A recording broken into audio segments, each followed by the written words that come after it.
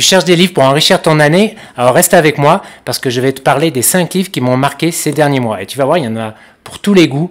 Romans, essais, tu vas forcément trouver un titre qui t'interpelle. Alors bienvenue à toi dans cette vidéo et je vais commencer par le premier livre. Le premier livre, c'est un essai.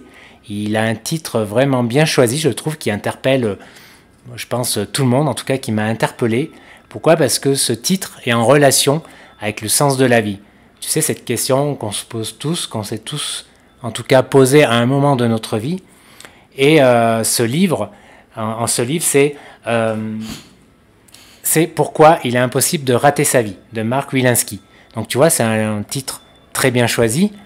Et dans ce titre, en fait, si tu veux, dans cet essai philosophique, l'auteur déconstruit un peu cette injonction que l'on a, que la société nous met, qu'on lit dans les magazines, de réussir sa vie.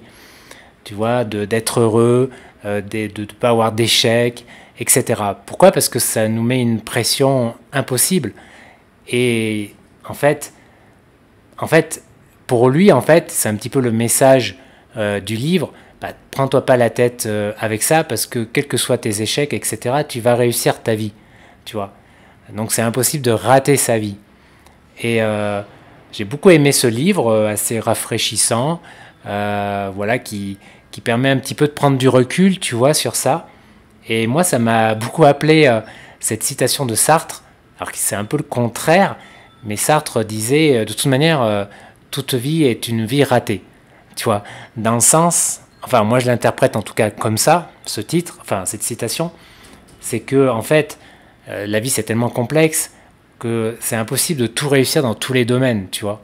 À un moment, tu vas forcément ne pas réussir dans un des domaines, en fait, de ta vie, tu vois, comme beaucoup de monde, comme la grande majorité des gens. Et en cela, c'est normal. Et donc, de toute manière, prends-toi pas la tête parce que tu vas rater ta vie, tu vois. Enfin, en tout cas, je le prends comme ça. Mais donc, voilà, ce livre, j'ai beaucoup aimé cet essai, Pourquoi il est impossible de rater sa vie, de Mark Wilensky. Et pour la petite anecdote, c'est marrant parce que l'année passée, j'étais à Paris et j'étais à la terrasse d'un restaurant vers les Gobelins et figure-toi que l'auteur qui était assis à côté de moi, qui était en train de déjeuner, bah, c'est l'auteur de ce livre. Alors c'est marrant, voilà, c'est marrant, ça se passe qu'à Paris ou presque, et bah, du coup on a engagé un petit peu la conversation sur son livre. Et voilà, c'était un petit moment sympa. Alors passons au deuxième livre. Le deuxième livre, c'est aussi un essai. C'est quelque chose que beaucoup de gens font, en fait. Oui, c'est quelque chose que beaucoup de gens font en secret, des millions de gens. Et bien voilà, je vais te le dire tout de suite, le titre, tu vas tout de suite comprendre. C'est Tout le monde en regarde, ou presque, Comment le porno détruit l'amour, de Thérèse Argot. Alors c'est un livre que j'ai lu l'année passée. Et alors le livre pose le problème de l'industrie pornographique, hein, avec tout ce qui est exploitation, etc. Voilà, je pense que tu connais, beaucoup de gens connaissent le problème. Mais le livre, là où c'était intéressant, c'est qu'il montre en fait les effets délétères sur le cerveau de la consommation de la pornographie. C'est-à-dire que cette consommation, cette pratique provoque des shoots de dopamine. Et du coup, voilà, c'est pas très bon en fait pour maintenir ton attention, en fait, pourquoi? Parce que tu vas avoir du mal, oui, voilà, à rester dans un flow continu, dans un deep flow, tu vois, au moment de créer, etc., au moment de te concentrer, parce que tu vas habituer ton cerveau à tout de suite avoir ces shots de dopamine qui sont à portée de main, à portée de clic, tu vois. Et puis l'autre problème, bien sûr, c'est l'image que renvoie la pornographie sur la sexualité, sur le couple, avec les effets délétères voilà, sur la vie de couple. Donc voilà, intéressant. L'auteur a aussi un compte Instagram intéressant. Je ne suis pas toujours d'accord avec elle, mais c'est très pertinent souvent ce qu'elle dit sur l'amour, les relations de couple, etc. Troisième livre. Alors, le troisième livre, c'est aussi un essai. Et le sujet central de ce livre, c'est quelque chose qu'on pense ne pas avoir souvent, quelque chose, un don, un talent, en fait, qui est l'apanage de certaines personnes, de certains artistes, décidément, aujourd'hui. Et voilà, beaucoup de gens pensent qu'ils l'ont pas en fait. Alors que si, ils l'ont, c'est juste qu'ils l'ont pas développé en fait. Tu vois. Et ce livre, le titre, c'est Comme par magie de Elisabeth Gibert. Alors, l'auteur parle en fait de la créativité. Tout le livre, tout l'essai est centré sur la créativité. Elle dit comment la créativité met de l'intensité dans ta vie, met du sens dans ta vie. Je suis complètement d'accord avec elle, bien sûr.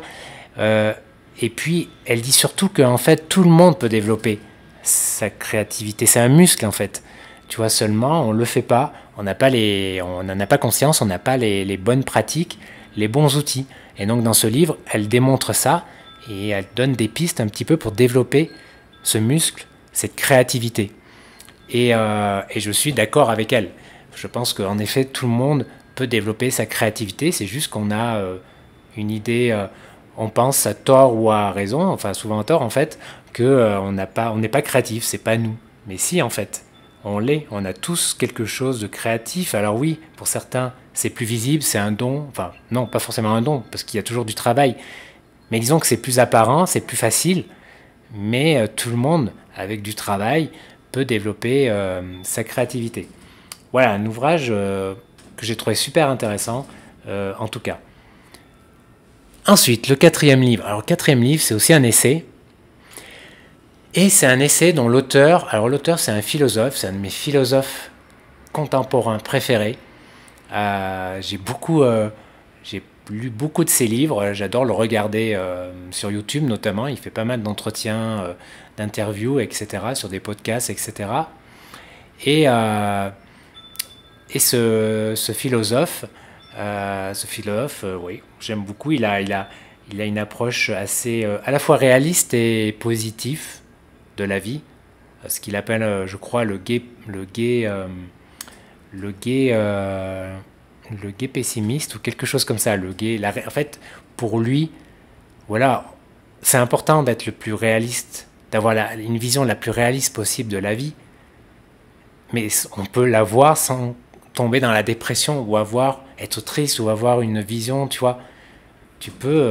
Ça peut coexister avec le fait d'être joyeux, content de vivre tout en étant conscient de certaines choses. C'est pas contradictoire en fait. Bref, ce livre, c'est Ces choses tendres que la vie de André Comte-Sponville. Alors, alors ça, c'est un livre un peu spécial parce que c'est un livre d'entretien. En fait, il répond à des questions d'un journaliste et il retrace un petit peu toute sa vie. D'accord, c'est assez biographique. Donc il revient sur sa vie, ce sont les grands moments voilà, de son parcours philosophique aussi. Et donc c'est un petit peu voilà, un condensé un petit peu de sa philosophie. Mais si tu n'as jamais lu de livre de lui, si tu ne le connais pas, peut-être que je ne te conseillerais pas de commencer par celui-ci, parce qu'il est un peu plus complexe, peut-être un peu moins, voilà, un peu moins facile d'accès.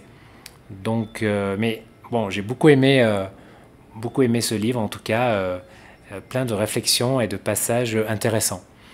Enfin, le dernier livre de cette vidéo, de cette série, c'est pas un essai, c'est un roman. C'est un roman. Alors c'est un roman, c'est la suite plus ou moins d'un premier roman qui a rendu célèbre son auteur, un best-seller mondial. Vraiment, il en a vendu des millions et un coup de maître parce que c'était son premier roman publié en fait, auprès d'une petite maison d'édition suisse, je crois. Il y a eu un film qui a été tiré de ce premier livre. Bon, là, tu vas peut-être savoir, si tu lis beaucoup, tu vas peut-être savoir de qui je parle.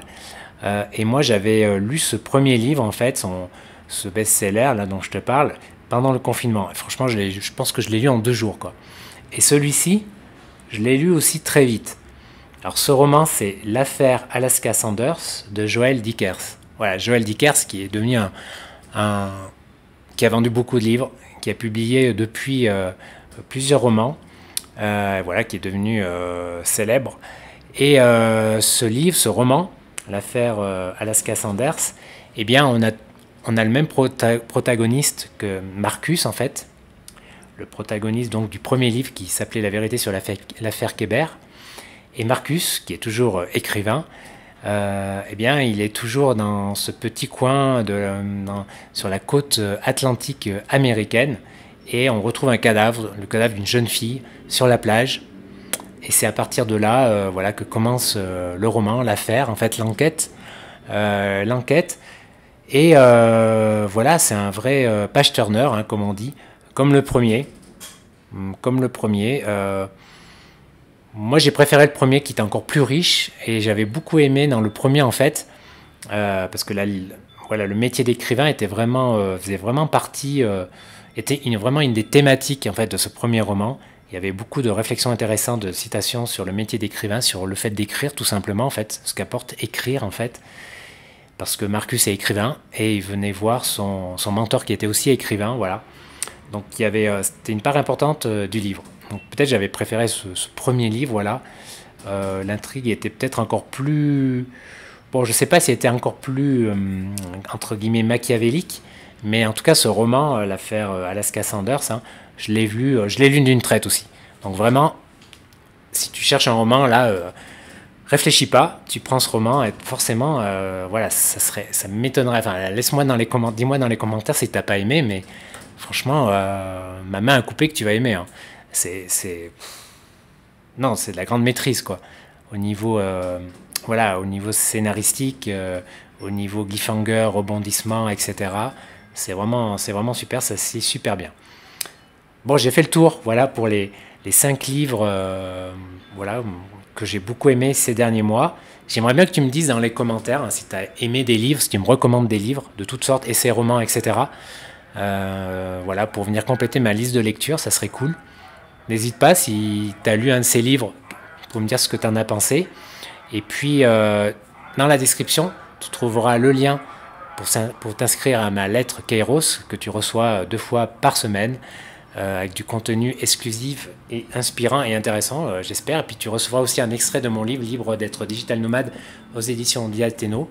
Puis quant à moi, eh bien, on se retrouve pour une prochaine vidéo. Merci de partager, liker si tu as aimé cette vidéo, si tu as apprécié le contenu. Et puis dis-moi s'il y a un livre qui t'a intéressé, un titre parmi cette liste, parce que c'est forcément, c'est pas possible qu'il n'y en ait pas un qui t'a intéressé. Bon, allez, je te laisse, à bientôt, ciao.